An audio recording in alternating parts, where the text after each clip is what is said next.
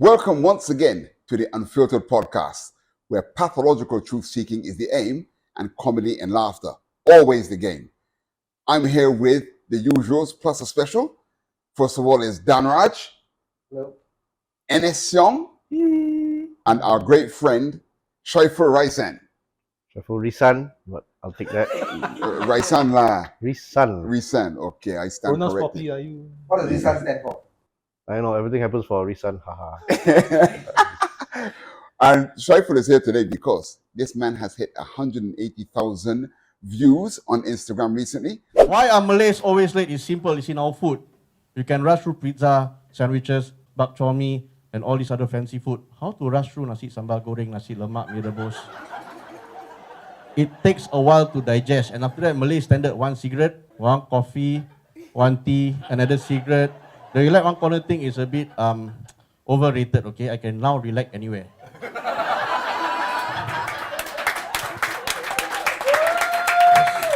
Which is a huge number for any of our CATC reels.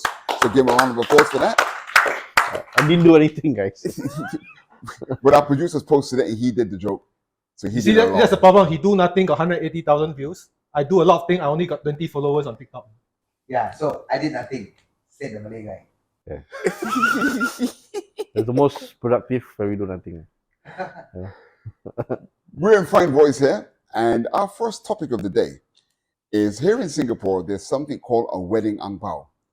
Now, when I got here in the mid-90s, if you could give $88 at a wedding, that was deemed as quite respectable. But now, things have developed. Inflation has taken hold. And what's going on in these days with a wedding ANGBAO? NS Seong.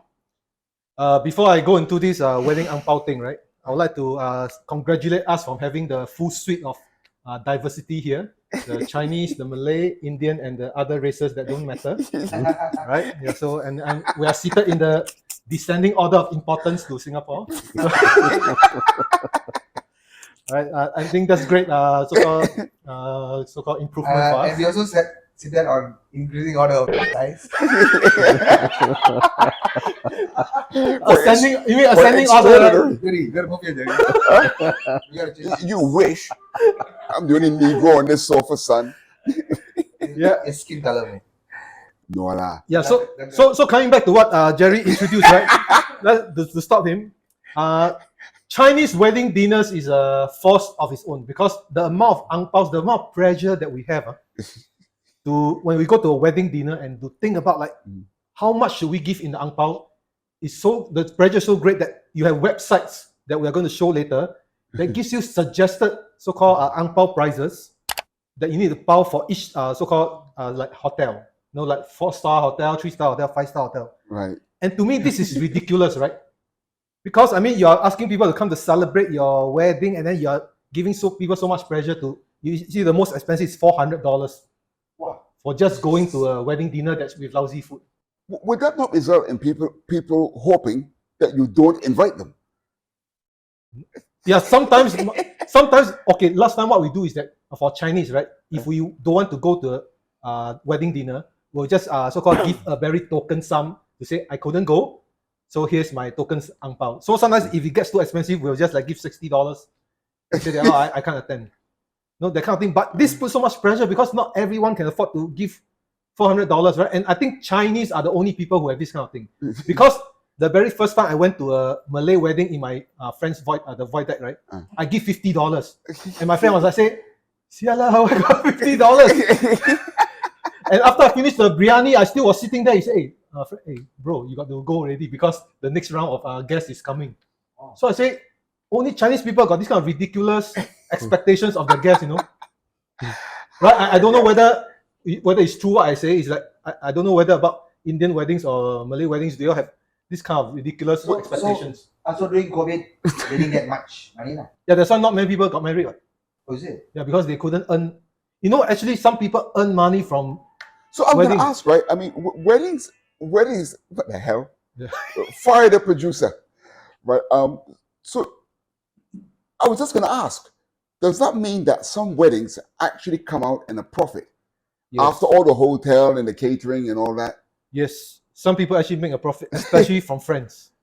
The relatives are the cheapskate one. The relatives will bring their 3 daughters and all their children, everything. They only give one person's money. Well, I tell you the only thing that annoyed me at Chinese weddings when I first got here, right? First of all, you all are later than black people in UK. Now, I thought we were bad. But when I saw how late weddings start here, I was shocked. There was that. And the second one was this. You have 13 courses in this meal, right?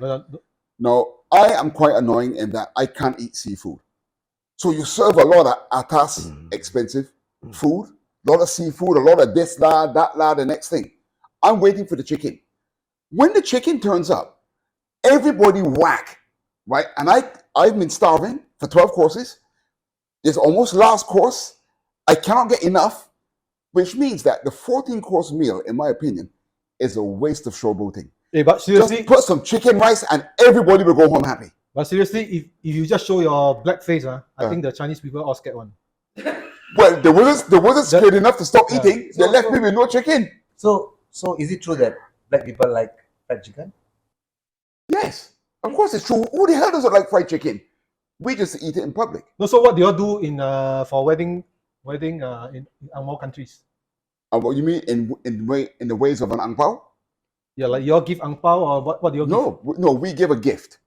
So like normally say it's a new couple, so they just moved into a new house or an apartment. Maybe they don't have a microwave. Maybe they don't have a fridge. So they have a gift website, right? They can choose. They already say what are the gifts that they want. Yes, that's right. So, or they would make a list, and before you even turn up at the wedding, each guest knows what they're going to give, and it's normally things to do with decorating the house to help me get ahead. But it's not normally. You can give cash, but that wasn't common. I mean, you look at some of the list there, right? For example, Sofitel Sentosa, the cliff. After giving $271, I really want to jump off the cliff. Then the RWS, the aquarium, 343. I want to drown myself inside the aquarium. The other Hindu gods, right, had the same problems. Is it? Hindu gods. How? There is a temple in India, okay, where this Hindu god actually had to borrow money from some guy called Kuberan to actually have his wedding. This Hindu god called Vishnu, he was going to marry this person called Lakshmi, the goddess of wealth. So he did a very grand wedding. Okay, and then after that, when the wedding was over, the money they collected, right, was not enough to pay back the debt. So the devotees, right, had to build a temple so that the devotees can help Vishnu collect entrance fee. Yeah, to pay the debt. But he got married to the goddess of wealth, which is kind of ironic that he can't pay the. No, so in Indian weddings, do you all have like something similar that you all like have some standard? I think the amount is quite low, which is why the Hindu god couldn't pay. The amount is quite low. But who paid to build the temple? The devotees. I think So the Hindu gods have to borrow money to get married. Yeah, this Hindu god called Vishnu was not a real forward thinker, I think. Okay. He was not financial savvy. Not very capitalist. He was going to marry the goddess of wealth. Okay.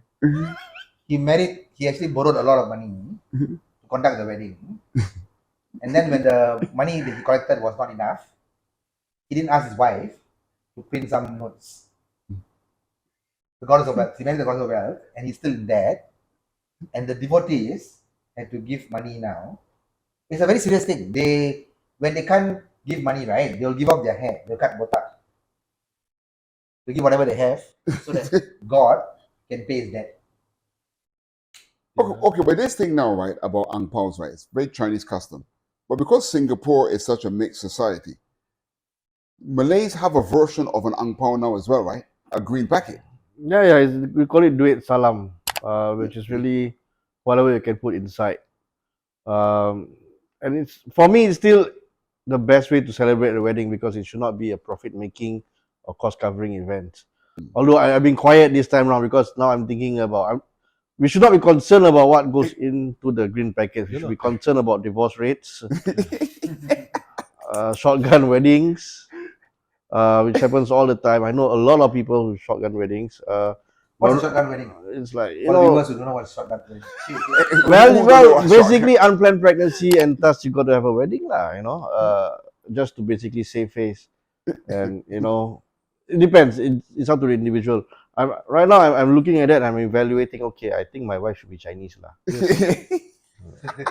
You know, Chinese wedding dinner is such a face thing in Taiwan. In Taiwan, it's even worse. You know, Taiwan, when you go to the wedding, to the reception table, right, and you give your ang pao, they are actually the receptionist is actually expected to say, "Mr. Ng, 6,000 Taiwan dollars." Wow. They shout loudly Lord, to everyone. So you're under pressure. You know, imagine if you are giving like very little. No, they are going to like say, announce, say, "Mr. Ng, Jackie, you know, $6,000." Oh, really? man, that is brutal, man. You know, this Chinese like face thing is like ridiculous, man. Yeah, yeah. So for me, if I'm going to get married, which unfortunately I think I'm not going to, I think I'm going to do a potluck concept. Potluck? Bring your own food? Yeah, that means I go like the table, and table easy to rent, right? Because Chinese funeral, the supplier also same one. You just rent the same table, Jesus, right? You put at the void deck. Then I just charge admin fee from my friends, $10. Then you're going to organize yourself what you want to bring to eat. Then your potluck and sit at one table. Then I create WhatsApp group. Then I think cheap, what? Everyone happy, what? Okay, then have a different kind of wedding, lah. Yeah, You're Christian, right? Yeah, Christian. So just have the wedding in the church. But I think my pastor don't want to recognize me,